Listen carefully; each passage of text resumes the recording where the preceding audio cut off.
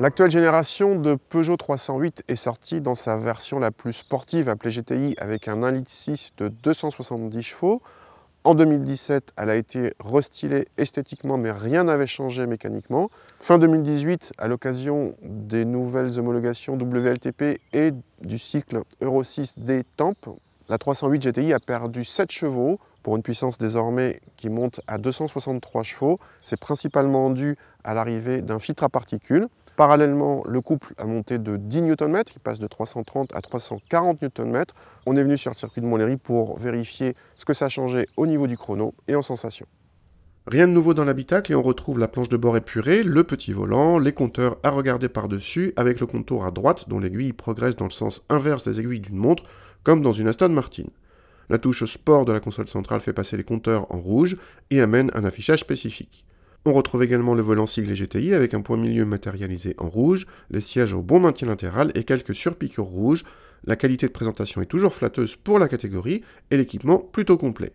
Rien de nouveau non plus à l'arrière avec une habitabilité moyenne pour les passagers, mais l'un des coffres les plus généreux de la catégorie. Je vous le disais en préambule, 7 chevaux de moins, mais 10 Nm de plus. Sur la balance, on a mesuré 9 kg de plus pour cette version.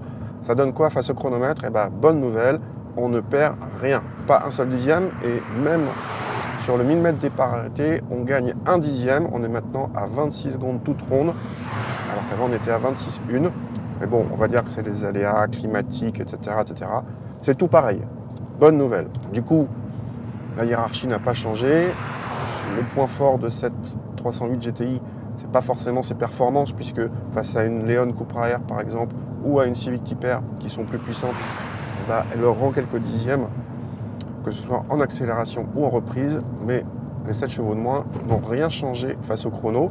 Le point fort de cette 308 GTI, ça reste son admirable compromis confort-efficacité, parce qu'effectivement elle est très efficace. On a un train avant qui est assez bluffant, de mordant, de motricité. Bien sûr, il y a un autobloquant. Il est plus mordant que celui de la Mégane RS, que celui de la Cupra Air. Et malgré cette efficacité redoutable, la voiture reste confortable.